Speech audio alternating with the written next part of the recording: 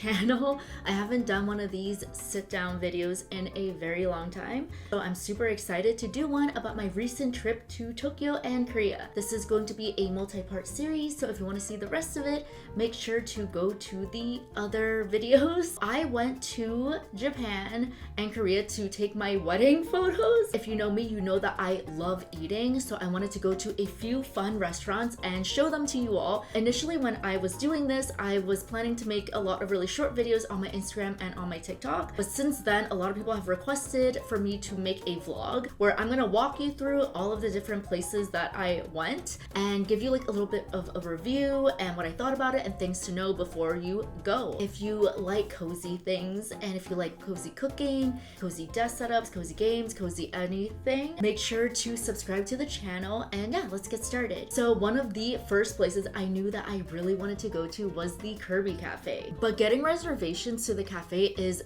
no joke. Like, I had to line up, sit, camp at my computer to be let into the queue. They release tickets at a certain time each month, and it is a fight to get those tickets. So I think that if you don't have a ticket within like 5 minutes, you're probably not going to get the ticket for the month. So I think that they have like another new cafe now, but when I went, there was only one cafe, only like a few number of seatings. And when you go in, there's a little cute area where you can take a little photo, then you order food. It was really weird though, because they told me I could only order one of the Jello cart.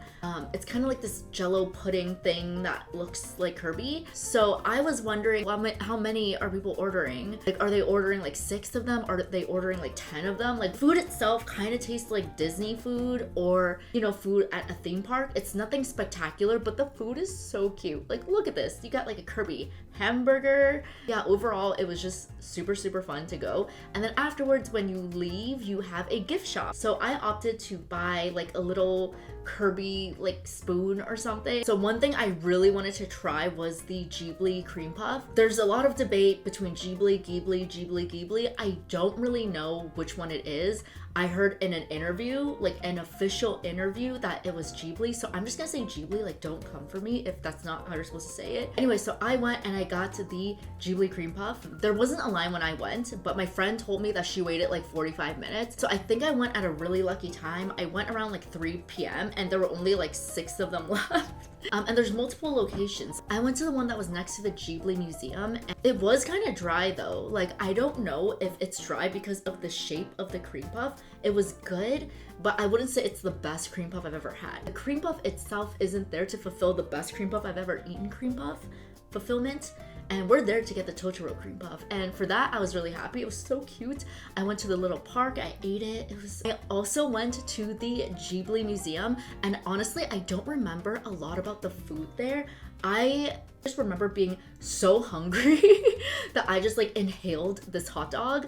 A lot of things that were sold out that I wanted to try, but I was so hungry. The hot dog was good. It was a good hot dog, but it wasn't anything spectacular. You know, it was just like, it was a hot dog on a really nice brioche bun. Next thing is vending machines. Like, vending machines are a thing in Japan, but I didn't realize like how crazy the vending machines were. Like, you have vending machines for everything. So I went and I got this whipped cream from a vending machine, which is really odd as a concept. Like, who's like at 6 p.m. like, time to get a little bit of cream. But I got it because I was really curious. But it's all the way in the basement of Shibuya 109, which is not the optimal place to eat whipped cream in my opinion. Like, if I'm eating whipped cream, I want to be in the sun, I want to be frolicking, I want to be eating my cream as I am jogging into the sunset. The location itself was a little odd.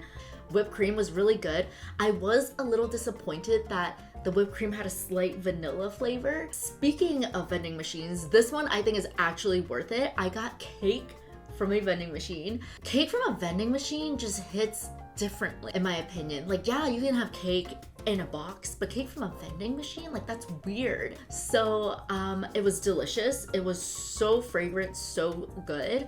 I don't think I would go out of my way to get the cake, but if it's nearby and I'm like, yeah, I want a cake, like I would get it. And then, okay, we need to talk about the strawberry Tanghulu. I'm obsessed with strawberry Tanghulu, and I love the ones from Strawberry Mania. It's actually a chain, so you have like the denser districts like Shibuya, Harajuku, and so if you pass by and there's no line, I would recommend just picking one up. They also had strawberry daifuku, which is super pretty. I didn't get to try that one. I just tried the Tanghulu, and for me, it was worth. It was crunchy, it was sweet, and you could buy 3 of them. If you want, you could buy 6 of them. I just liked having it. It was like, they made it like right there, and you could see them like making it. Oh, and then I tried the 3D latte art. Like, this was all over my Instagram, and I was like determined to get this. It was kind of out of the way. I made a trip out of just going there and getting the 3D latte. The latte itself was delicious. The process to get the latte is a little bit tedious. So you have to make a reservation, and I honestly recommend making a reservation to a lot of these places if you can, because it was packed when I was in Tokyo. So yeah, so you make a reservation. I didn't make a reservation, so I went like 20 minutes before they opened, and I was second in line, which was really lucky. And so what happens is they'll seat everyone with a reservation first, and then when it's your turn, they're like, okay, we're gonna let in like 1 to 2 people from the queue with the other people who have reservation. They said on their Instagram page that they have like a 3-hour waiting list sometimes, which the latte itself, it's interesting because they said that a lot of different characters don't show up well like in 3D form, which makes sense. Like, I think it has to be kind of like a bulbousy character. I chose a bear, and the bear was like so cute. I was like, oh my gosh, it's like the cutest bear ever. I have no clue what the foam is made out of. Like, the foam just lasted for forever. I was walking around with the foam. I was like going places with the foam, and the foam just didn't disintegrate. So I don't really know what the foam is made out of. And then speaking of Ghibli things, there's like this like unlicensed, unregulated. Anyway, there is a non-Ghibli affiliated Ghibli Town near the Ghibli Museum. That's a lot of Ghibli. So there's like this person, I think this like collective's like project called Petite Mira Complex, and it's so cool. It's like this town, they interior designed it and like architected it to look like a little Ghibli town. It's not affiliated with Ghibli though, it just looks like that vibe, you know? So cool. Like, they have all these like cat murals, like inside there's like a cat waterfall thingy.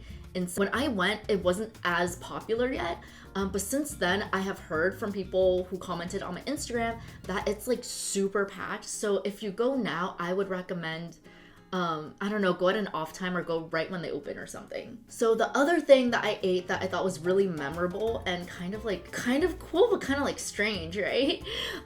Was I got this like bear shaped hot pot. I was really taken aback from this. First, because it was bear shaped, and second, because I was like shocked at the flavor profile of this dish. I love hot pot. I eat hot pot on a regular basis, and so I think I'm used to like that really spicy hot pot where you're like sweating out of your pores. But when I went to go here, I was not expecting it to be thick. So this hot pot's like super thick, and it's supposed to be like full of collagen. So it's like, I swear, like the layer of collagen was like this thick. In terms of taste, like it wasn't for me, I'm gonna be honest. It was just too thick of an experience, but I think other people might like it. I don't know, maybe it was the flavor I got, I'm not really sure.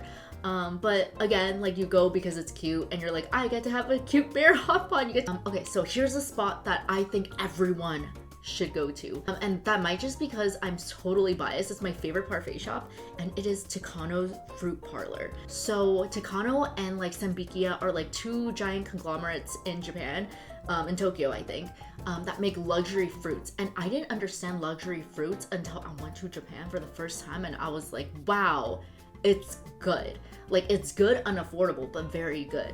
So instead of paying like $300 for a melon, I always tell my friends, it's like, if you want to try the $300 melon, go to the Parfait area instead, and they'll slice you like a little piece of it.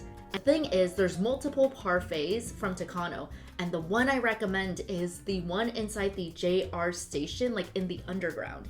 I don't know why that one's different. It seats like 10 people and it's super low key. That one, in my opinion, has the best fruit and the best parfait experience. Oh, and then my friend Maylene brought me to go strawberry picking. If strawberries are in season, you should try strawberry picking. It was wild. It was like 30 minutes, all you can eat. Yes, straight from the vine. And I didn't know that you could do this because I guess where I'm from, like they put like things in the soil and stuff, so you kind of have to wash the strawberries before you eat them, right? Like if on the farm I went to, it was like straight, like you cut it and then you eat it. It was delicious. It was the best strawberries I've ever had. It was so sweet, so good, so good. But yeah, those were the really fun, pretty experiences that I did. Don't forget to subscribe and follow me on my other platforms where I have shorter videos of each of these little excursions. If you like this video, don't forget to like, comment, and subscribe, and I'll see you next time. Bye!